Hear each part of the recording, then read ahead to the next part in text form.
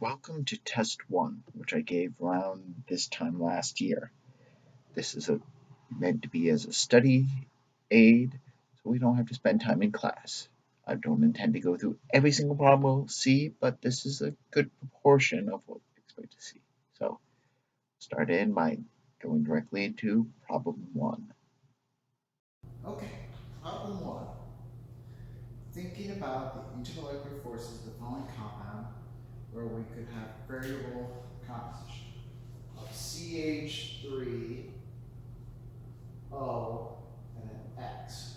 Where I say X could be methyl group, which is another CH3. It could be a hydrogen, or it could be a sodium. Which one of these guys is going to have the highest melting point? We want to place these guys in order of increasing melting point. We have these three structures. So in order to do this, we have to think of what type of intermolecular forces they have. The stronger the forces, the greater the melting point. We have our main forces are, we have ion dipole, we have hydrogen bond, we have dipole, and we have dispersion forces. And that's in order of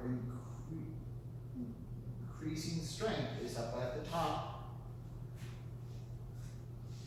Decreasing strength is at the bottom.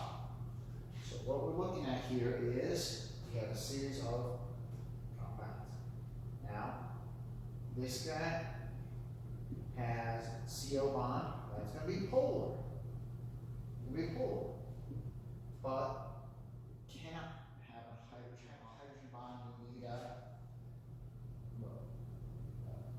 OH interaction, and nowhere on this molecule do we have an OH. We have a CH, no OH. So this guy is only going to have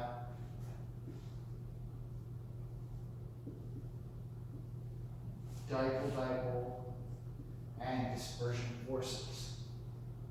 Now this compound, methanol, has an OH. So in the presence of another methanol, it's going to have some hydrogen bonding. So in addition to dipole, this will also have hydrogen bonding, creating a greater fraction. Finally, CH3O and you'll notice right there, that's not really a proper way to look at it. It's more like CH3O minus Na plus, because the sodium is a metal, the oxygen is a non-metal. These guys typically form an ionic bond, not a covalent bond. Now this ionic bond is going to lead to ionic interactions and some really strong ion dipoles. So this one's probably going to have the greatest forces, and so it's going to have the greatest melting point. We're going to have a salt. It's going to take a while. So if you had to choose, I would choose the answer of increasing melting point to being D, which is CH3 is less than H, which is less than Na. Problem 2. How would you describe the electrons present in a metallic solid? So in order to figure this one, you need to think of what's going on in the metals. In ionic solid, we have a localized charge pair, like a cation and anion. In a covalent solid, we had covalent bonds linking them together, allowing for a stabilized octet. But in metals are typically cation-anion pairs and thus have trouble being stabilized, and thus they need a delocalized sea of electrons in order to be stable. So the correct answer would be A. Problem 3. Acetic acid is approximately 3% by mass and present in vinegar. If glacial acetic acid is 99.85% by mass, what is the concentration of glacial acetic acid when the density of acetic acid is 1.05 grams per milliliter? What is that in the liquid?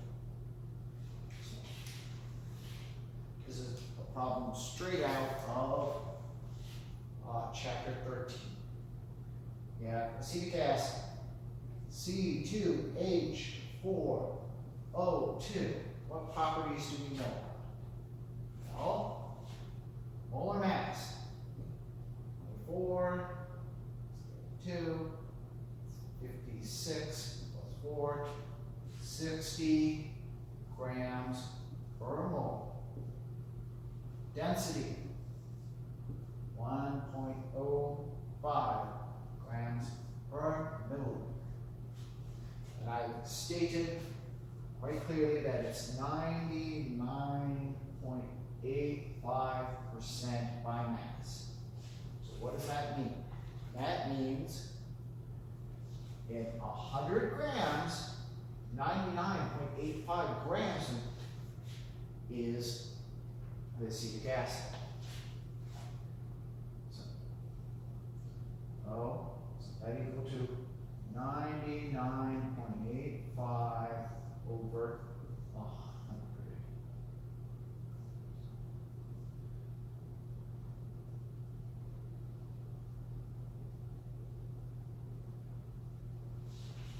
Now, to determine molarity, you need moles and you need volume.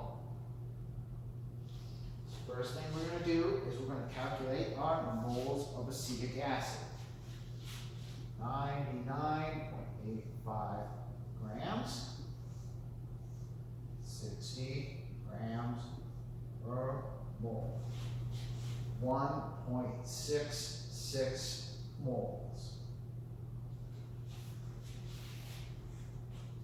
The second thing we need to do is calculate the volume taken up by this solution. That's 99.85. So, 100 milligrams with a density of 1.05 grams per 1 milliliter, which is the same as we have 1,000 milliliters in 1 liter, gives us 0.0952 liters. Finally, we need to calculate our molarity. 1.66 moles divided by 0.0952 liters gives a molarity of 17.4 molar. For 8, which would easily round up to 17.45 for answer.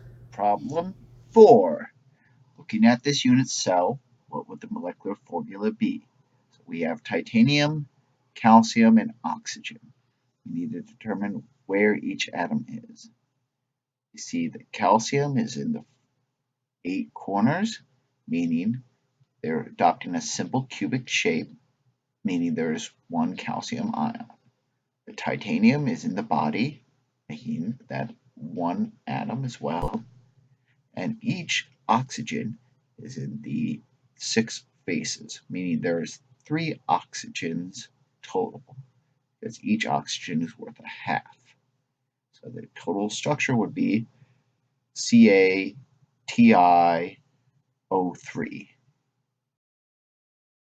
Problem 5. Which of the following properties are the result of strong intermolecular forces? Remember, intermolecular forces control the ability of a liquid to stick together, to stay a liquid or stay a solid for a longer period of time. So we have high viscosity, high vapor pressure, and high surface tension. Looking at which of these properties result in a liquid sticking together. So viscosity is the ability to pour a liquid. So high viscosity means it sticks together like syrup, thus suggest a high intermolecular forces.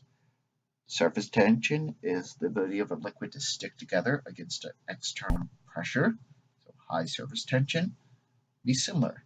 But vapor pressure, the ability of a liquid to escape into the gas phase, so it's not being held together. So high vapor pressure would not be a sign of strong intermolecular forces. So the best answer would be 1 and 3, or answer D. As you see, problem 6 has been X'd out. We are not going to do that one because we are not covering parts per million or billion this year in class. Now I'm going to go ahead and post this video, and we'll add, as this is the end of page 1 of the test, I will add page 2 and 3 at a later date.